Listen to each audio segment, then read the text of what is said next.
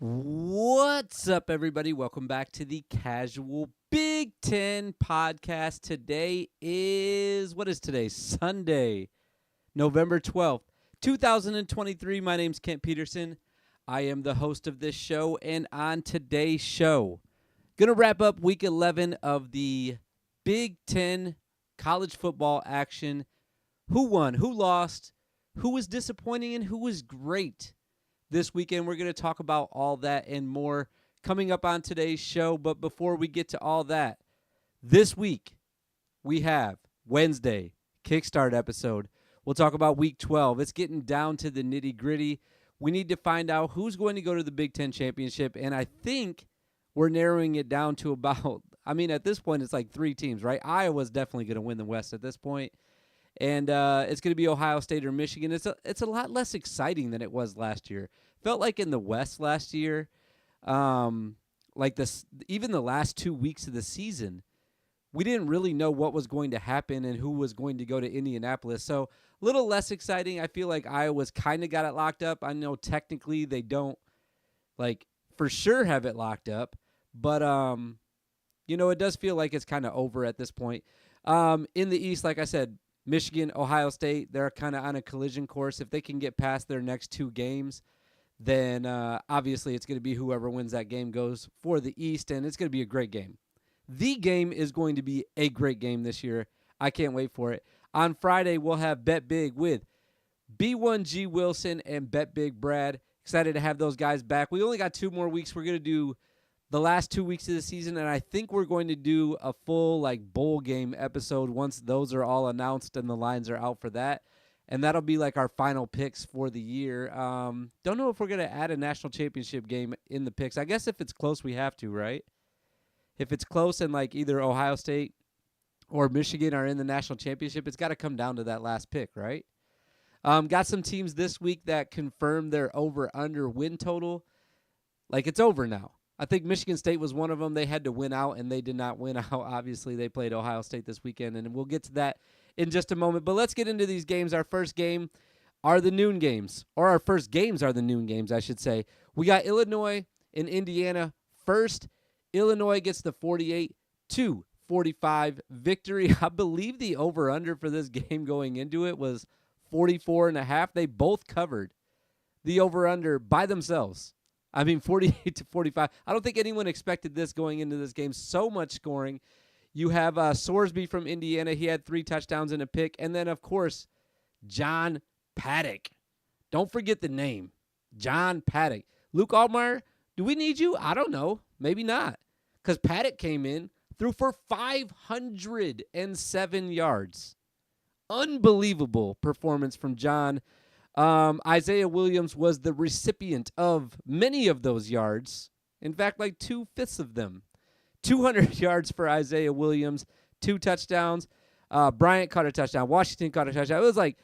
It felt like everyone was getting involved for Illinois, and it was just such a, like I said, a game that I didn't really expect, a shootout in this Indiana-Illinois game, and I missed some of the middle part of it because I had to relocate. I tweeted this. Had to relocate in the middle of these noon games. And the place that I went to only had the Michigan-Penn State game on, so I have a little bit more to talk about with that one. But great win for Illinois. Like I said, technically still alive in the West. They need Iowa to lose their last 2 games. And if I'm not mistaken, let me just double-check this right quick. I think Illinois plays them next week. They do. So I guess a little bit of control of their own destiny because they have to beat Iowa, but then they're going to have to win their last game. And then, of course, hope that Iowa loses their last game. And I just don't see it happening. I know Illinois has been up and down this year. The Iowa defense for them next week is going to be really tough. I don't see Paddock throwing for 500 yards next week. I just don't see that in the cards for them. If you're an Indiana fan, tough loss. Kids have been playing really hard for Tom Allen. I've been campaigning for the last few weeks, not for Tom Allen to keep his job, but just for a consideration. Can we think about it? Until we end the season? It's funny because next week they have a really great match. I say great matchup. The 2 worst teams in the Big Ten, they're playing Michigan State next week, but That game could go either way. Indiana beat them last year. I don't know if that's kind of some motivation for Michigan State to possibly get this win, but I don't know. And then they finished with Purdue. I mean, talk about a team that I cannot figure out. Purdue. I don't know who wins that game. I mean, if you ask me going into this week who's going to win that game, Indiana or Purdue, I'd say Indiana, I think. Playing a little bit harder. Defense has been playing tough. Purdue can't score, and then we get what we get this weekend from Purdue, and now I don't know what to think. I don't know what's going on with that one. All right, our next game. Didn't have eyes on this one very much at all because just because I could only have 2 games on at my house, and then, like I said, relocated, and this was not a game that the company I was keeping at the next house that I went to cared about at all until there was 30 seconds left. So I literally caught the last 3 plays of this game. I think there was 2 run plays and then the field goal from Maryland. 13-10 win for Maryland against Nebraska at Nebraska. This is a tough loss for them because even though they're kind of they're definitely out of it now, but they were still involved in the West conversation a little bit. I mean, I could say that about 6 of the 7 teams that were in the West. Everyone was involved going into this weekend. Everyone still had a shot. If you follow me on Twitter, I posted the flow chart for 6 of those 7 teams, like I said, and what they would have to do to get to Indianapolis this year. And most of it involved Iowa losing, if not all 3 of their games, at least 2 of them. And now that Iowa won this week, it kind of puts things out of reach, especially for a team like Nebraska. 5 turnovers in this game for Nebraska. I mean, this has been the story for their offense all year. They cannot hold on to the ball. And a very winnable game for them. Going into the season, I would have said Maryland going to probably crush Nebraska. Maybe if Nebraska figures some things out with Matt Rule, this could be a closer game. It ended up being a close game. But especially based on what happened the first 5 games of the year, Maryland looked like they were kind of rolling. I would have been like, man, Nebraska's got no shot. So going into this game, they did have a shot. Nebraska did. They got to hang on to the freaking ball. They can't do it, though. They just can't do it. Jeff Sims was in. Harburg was in. I didn't even see this kid, Purdy. I don't even know his first name. C. Purdy. He was in as well. All of them threw interceptions. Sims threw 2. Purdy threw 1. Harburg threw 1. A total of 86 yards passing. I mean, that's not going to get it done at home against a Maryland team. I mean, even a bad Maryland team, clearly, because this has been a bad Maryland team the last 4 weeks. Lost their last 4 games. Haven't won a game since they played Ohio. I mean, they lost to Ohio State since before the Ohio State game. I don't even know who they played before that. But Ohio State really broke this team. Once they played Ohio State, Maryland has not been able to find a win. I still, at this point, don't predict Maryland to, like, kind of right the ship for their last 2 games. Let's look at their last 2 games real quick because I'm not really positive who it is. I think it's Rutgers. Okay, so it's Michigan next week. Yikes. And then at Rutgers. Man, I don't know. I don't think they can win either one of those games. You're barely beating Nebraska, and you want to go play. You're definitely not going to beat Michigan next week unless something outrageous happens. And then even Rutgers, I don't know, man. Both of these teams, Rutgers versus Maryland, that's not really a game I'm interested in anymore. In the middle of the season, I was like, oh, man, this is going to be a good game. Maryland, Rutgers, both playing good, both competing in the East. They're obviously not going to go to the Big Ten championship or anything like that. I know I'm maybe talking about that too much, but now I'm thinking Rutgers, their last 6 games, their 2 wins were Michigan State and Indiana, the worst teams in the Big Ten. So I don't even know if I care about that game now. It's going to have no implications on bowls because Maryland's already in a bowl. Rutgers is already in a bowl. So I don't really know who's getting hyped for that last game at Rutgers. Maybe the home team, I give them the edge. So obviously, like 2 weeks out, I'm not going to make a pick right now. But if I did, it'd be Rutgers because they're at home. I guess I'll just say it like that. All right, the big game this weekend, the big noon game, it was Michigan. It was Penn State. Great game. Just a fantastic game. A couple teams that they were on a collision course this whole year for putting on kind of a classic. And really, this game was never out of hand for Penn State like Michigan has done to other opponents all year.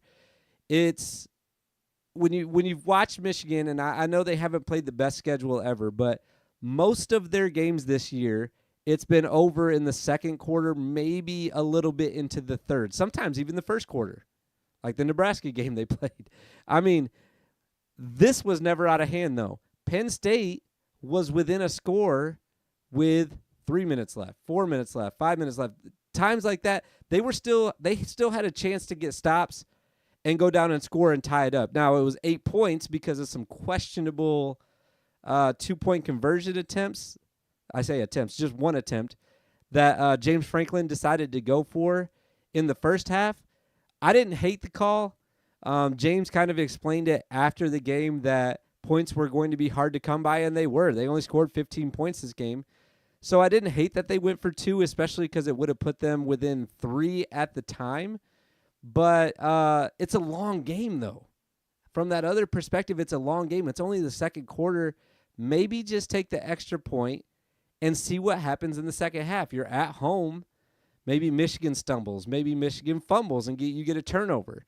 And I don't know. You could question that call all day if you want to, but in the end, that 1 point really didn't have an impact on the game. Michigan wins the game 24-15. J.J. McCarthy, for the first time all year, was really neutralized. And I don't say that meaning that the Penn State defense neutralized him. He didn't throw the ball after the second quarter. The entire second half, Michigan ran the ball. Blake Corum, 145 yards, 2 touchdowns. Donovan Edwards, 52 yards and 1 touchdown. That 1-2 punch was enough to get the job done in the second half against Penn State. Really surprised, though, that Penn State, I thought they, like, if you were watching the game, they had the vibe that, like, Penn State was kind of keying in on the run. It's something that other teams have done to Michigan this year. I'm thinking of, like, the Michigan State game. Even like the Rutgers game, it felt like they were kind of keying in on the run and letting JJ do what he wanted to. But he didn't have to do anything in the second half of this game. They were picking up first downs. Blake Corum had like a 30-yard touchdown run. Donovan Edwards had a 12-yard touchdown run. So they were breaking enough that JJ didn't really have to do anything. Like I said, big win for Michigan. This was one of the biggest 3 games of the year. It was Michigan versus Penn State. It was Michigan versus Ohio State, and it was Ohio State versus Penn State. Both Ohio State and Michigan took care of business. So now we're at the point where that game at the end of the year is really going to be, like I said, the game.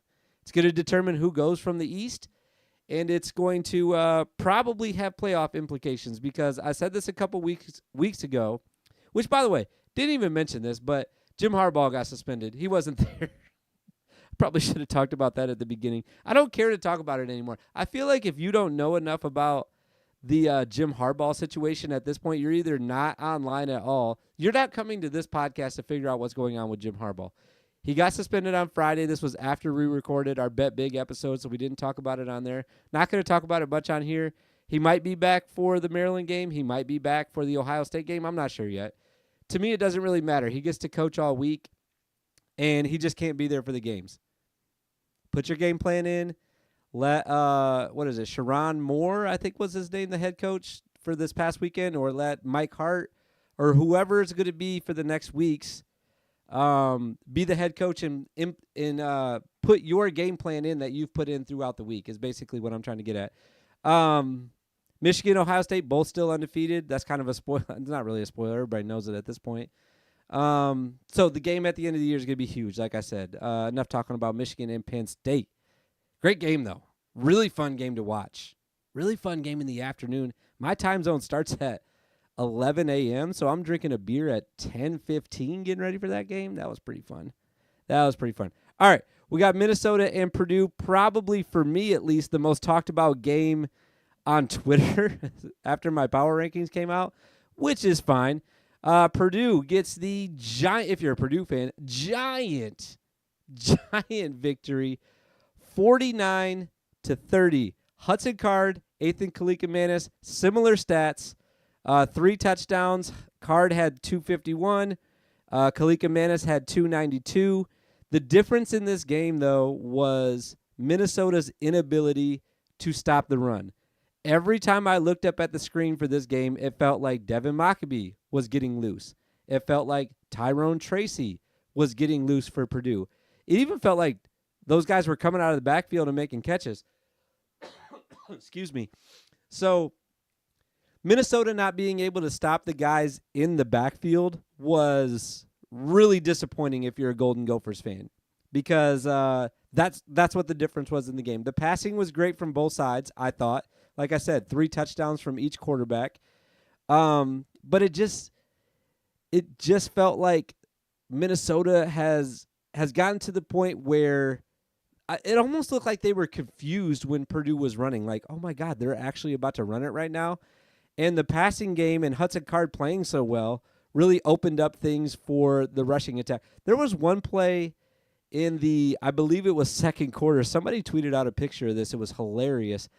It looked like Minnesota was covering a punt, but really it was just a wide open touchdown pass from Hudson Card. I think it was to Burks.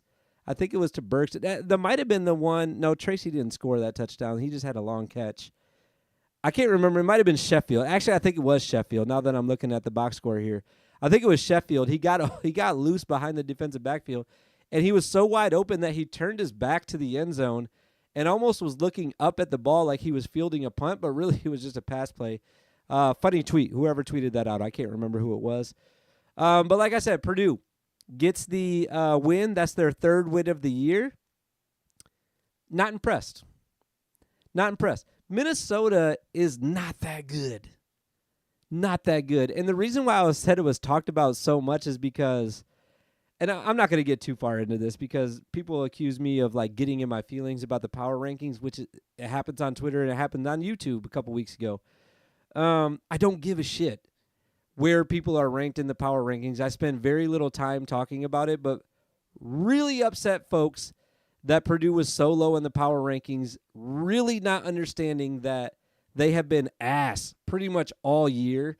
And then you get one 19-point victory, which is great, but it's against Minnesota, who's also not very good. And all of a sudden you're first in the Big Ten. I don't know. I really don't know what people are thinking. I don't really care. I don't care. Good win for Purdue. Another bad loss for Minnesota. That's back-to-back weeks that they just can't find a win when it seems like they should. A team that can find wins, it seems like every week when they should, is Northwestern. The 5-5 David Braun, Brains and Braun, David Braun-led Wildcats get the 24-10 victory at Wisconsin. At Wisconsin. Who had Northwestern winning 5 games this year? I'm curious. I thought they were going to win 4, and that was crazy. They're at 5 right now. They still play Purdue. They still play, I think is it Illinois? Let me just double check. No, they played Illinois, didn't they? No, it's Illinois. Look at that. I'm smart. They still play Purdue. They still play Illinois. The Purdue game next week is at home. It's at noon, Ryan Field. Winnable game again. They could get to 6 or 7 wins, which absolutely nobody, even the most optimistic Northwestern fans or analysts or random podcasters like myself, even those people would not say that 6 or 7 wins was possible this year. It's still possible. In fact, I like them to win this game against Purdue next week. I like them to win at home against Purdue. What do we have from Northwestern? We got Ben Bryant. He was back. 195, 2 touchdowns. Wisconsin. Really, I made a lot of excuses for Wisconsin last week. They were missing Braylon Allen. They were missing Tanner Mordecai. And they were missing Shamir Dike. This week, those guys all played. Now, they didn't play very much. Braylon Allen only had 3 attempts. Shamir Dike was only targeted 1 time. But Tanner Mordecai was in the game. He had, what did he have? That's his rushing attempts. He played the whole game. He was the only quarterback that played for Wisconsin. So you have your starting quarterback back. You're back at home. You really have no excuses at this point. Northwestern switching back and forth. Do we want Sullivan in? Been playing pretty good this year. Or are we going to put our regular starter back in? I don't think it would have mattered. I really don't think it. Excuse me. I need a drink right now, and I don't have one. I really don't think it would have mattered. I think if Brendan Sullivan played this game, they still win. They might have won by more. In fact, he's been playing pretty good lately. But Ben Bryant comes in. They win the game. Cam Porter, 18 attempts, 72 yards. They had a lot of guys rushing the ball. A.J. Henning, you guys know how electric he is. He had 4 attempts. He had 4 targets, 3 receptions, 70 yards, a touchdown. And the story of this game was really, like I said, I'm going to go back to Twitter afterwards. Almost every, I'm not going to say every player because I don't follow every Northwestern player, but the significant Northwestern players that I do follow on Twitter all quote tweeting the victory announcement from Northwestern football and hashtagging, what is it called? Remove the tag. So everybody wants to remove the tag for David Braun. And I just got to say something real quick. Y'all are late. Players even. You guys are late. I called for a lifetime contract. I know that was kind of a joke. But I've been talking about how David Braun needs to be signed, extended, put into a bubble for the rest of his life at Northwestern because this is the guy for the job. It's kind of wild to me that the Northwestern administration has not done it yet. I know that some people have replied to me and said we don't know what he's going to do with recruiting. These are all Pat's guys still. Listen, man, if he came into my living room and was recruiting my son and I was any sort of a knowledgeable football fan at all and said, a lot of people said we weren't going to win a game last year and we won 5. Like, think about what we could do if we can get some good players in here. I think that David Braun can recruit just fine. I think he'll be just fine. If your only argument is that we're not sure how David Braun is going to recruit, let me take you back to August when a bunch of people were saying we're not sure how David Braun is going to coach. How'd that work out? Pretty good. Pretty good. He's coaching pretty well. So I think that he could recruit just fine. I think he'll be just fine. I think he needs to just sign on the dotted line, and they need to keep him at Northwestern for as long as possible. Look at their history, man. I can't get any more excited about it. David Braun, been on your side for like 5 weeks, brother. Go get that contract. All right, 2 more games left. Not much to talk about because there wasn't much scoring from the losing team on these last 2 games. We have Iowa. We have Rutgers. Iowa, what else can I say about them? Their defense keeps them in every game. This game was actually a little bit closer than the final score, which, by the way, was 22, which is also Iowa's ranking. 22-0. Rutgers couldn't manage to get any points at all. They had 93 passing yards. They had 34 rushing yards. Embarrassing. Iowa, on the flip side, 402 all-purpose yards, but 402 offensive yards. Deacon Hill, 223, a touchdown, 1 pick. LaShawn Williams, 63 yards. I'm trying to see who else I should even mention on here. Who else should I even mention? Caleb Johnson, 54 yards. Those guys both had double-digit attempts. Patterson was back. These guys have all been, I mean, technically all of these guys have been the starting running back for Iowa at one point in the season, and they're not, right? I don't know about Patterson, actually. Patterson, double-digit attempts. They all had over 50 yards rushing. I'm not surprised at this game at all. I'm actually the only thing I'm really surprised at is Iowa scoring 22, but like I said, 2 of those touchdowns? 3 of their scores, so 2 touchdowns and a field goal were all in the fourth quarter. We went into the fourth quarter of this game, it was 6-0. That's what I was expecting. And then once Rutgers gave up that first touchdown to Patterson there, it just felt like maybe the wind is out of their sails. They're not going to be able to keep this game close for any longer. They're not going to be able to score, so it's over. That's what it felt like from Rutgers. I don't know. That's just what I was thinking. Good win for Iowa. Like I said, basically locked up the West at this point. They technically have to win. I mean, I talked about all the teams that are like relying on Iowa to lose their last 2 games, but they have tiebreakers on some people now that are still involved, even if they lose their last 2 games. And I also just don't think they're going to lose their last 2 games. So I don't think it's really going to matter. I mean, do you see Iowa with this defense and even the way that their offense has looked a tiny bit better? Is that a word? Tiny bit better? Do you think that they're going to lose to Illinois and Nebraska? I don't. I don't think they're going to. I mean, you could just win one game, Nebraska. Boom, they're in. And then they're on their way to that's a 9-win season. If they can also beat Illinois next week at home, then 10-win season, which some of us predicted. I'm some of us. All right, last game of the season. Great season, by the way, so far for Iowa. Man, I know that they've been getting a lot of flack, like Brian Ferentz not being able to call plays on offense, and Kurt Ferentz and nepotism and everything else that's been going. I mean, I shouldn't say everything else. There's really been nothing else going on at Iowa. Their quarterback that they were relying on, Cade McNamara, gets hurt early in the season, midway through the season early. And they have a guy that they were not expecting to start, Deacon Hill, and they continue to win. They continue to get stops. Really, I mean, I'm not going to talk about that anymore.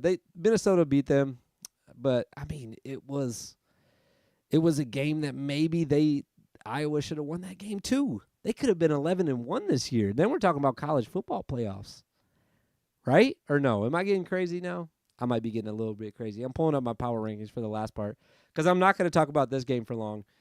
Michigan State versus Ohio State. Ohio State 38-3 victory at home against the Spartans. Michigan State falls to 3-7 now. Of course, Ohio State undefeated, still 10-0. Like I said, on a collision course with Michigan for the end of the year. Biggest game in the Big Ten. Here's all you need to know if you missed this game. Marvin Harrison Jr. had an end around in the first quarter, touchdown. Had a play where he ran like I'm not going to even call it a stop and go. It was more like a jab and go against a freshman defensive back from Michigan State. And the only reason I know that is because I was watching the game and they mentioned that he's being guarded by a freshman right before he got housed up. So gets a touchdown there, and then in the second quarter, I believe it was, runs a kind of a dig route, a little bit of a slant. I don't know what you guys want to call it, but it was towards it, maybe even a post. I guess I'll just call it a post. Runs a post route and scores another touchdown. 3 touchdowns in the first half. And Michigan State had 3 points, period. I tweeted out that it looked like he was playing against 7-year-olds, and apologies to all the 7-year-olds because Michigan State looked that bad in the defensive backfield. A defense that really hasn't been terrible this year. They've been serviceable for a team that's 3-7, I guess. But, I mean, it was all Ohio State. I think still, even though I'm mentioning Marvin Harrison Jr., TreVeyon Henderson's really been the most impressive player for me the last 2 weeks for Ohio State. He's looked really good. And you got to give some credit to the offensive line for Ohio State. They've been breaking open some holes for him. But when he gets the ball and he gets a crease, man, he's gone. It's not like gone like he's for sure scoring a touchdown. I'm talking like he's hitting that crease hard and it's a first down, bang. And then whatever additional yards he can get because he's such a bruising running back. And then the next play, you give it to him again, he finds a crease, bang, another first down instantly. It just feels like the holes are so wide open for Ohio State, and it's going to be really hard to stop them and their rushing attack. Another just convincing win from them. Been really impressive this year and like really excited to see how they're going to finish the year. Just like I was kind of saying with Michigan at the top of the show. All right, my power rankings. I didn't get this ready, so I hope that I can pull this up real quick. Let's see. Left. Where's it at? Give me just a second here. Where is it at? Did I take it off? Left monitor? Is this it? I don't even want to do this. It's going to mess up if I do it, so I'm just going to read it off. All right. All right. I have Michigan number 1. I've kept them there for probably the last 6 weeks. Ohio State number 2. Penn State number 3. Iowa number 4. Don't think that anyone would be – I heard some people saying that Iowa shouldn't be that high. I don't get it. They've lost 2 games this year. So shut up. Iowa number 4. I have Northwestern up at number 5. There's a group of teams in the Big Ten right now that have 5-5 records. Northwestern's one of them. And there's a second group of teams that are 3-4 in the conference. So you have to kind of take those two groups and blend them together because I have a team like Rutgers, for example, below them. And Rutgers, I'll get to Rutgers, actually. Let me just read my list off. Number 6, Illinois. Number 7, which, by the way, Illinois, back-to-back wins, looking pretty decent right now. I dropped Maryland down to number 7, even though they picked up a win. They just lost 4 in a row, so I had to drop them a little bit. Nebraska is probably the one, if I had a redo, I might have moved them down a little bit because they lost to some bad teams. They lost to I mean, I shouldn't say that I don't think Maryland's a bad team, but they also lost to Michigan State on the road last week, so that's tough. I just feel like I've seen a lot of good things from them throughout the year, but maybe I'm just being a little bit biased. I don't know. I'm not biased because I'm not a Nebraska fan, but I don't know why I have Nebraska so high. I'll be frank with that one. Nebraska is such a wild card for me. I do put Rutgers down at number 9, even though they have 6 wins. They've beaten Wagner this year. They've beaten Temple. If you go back to September, their best 2 wins are Michigan State and Indiana, like I already mentioned. So I'm not sold on what they've been doing lately. You got shut out by Iowa. I mean, I know their defense is good, but if you're going to be a decent team in the Big Ten, you want to be in the top 5 or 6, score a point in Iowa City maybe. Wisconsin just off the rails at this point. They're at number 10. Minnesota is the same boat, number 11. Purdue at 12. Probably like I said, most pushback I got because Purdue just scored 49 points on Minnesota. And my response to everybody on that is go look at the rest of their schedule. What else have you done this year? Not much.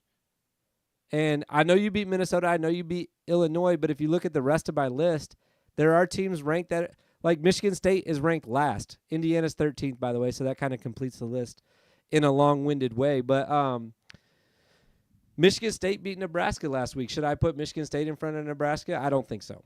I think we got to consider the whole season. And Purdue fans have a very short-term memory, I feel like, when it comes on Twitter, when it comes to Twitter at least. We beat Minnesota and Illinois. Put us in front of them. No, not happening. Also, like I said, don't care. I just do it for fun. So if you're getting that bent out of shape about it, I'm sorry. I'm sorry.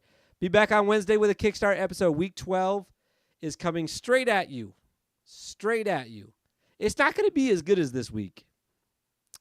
I'll just say it right now. I think week 11 was the best week that we will have this year.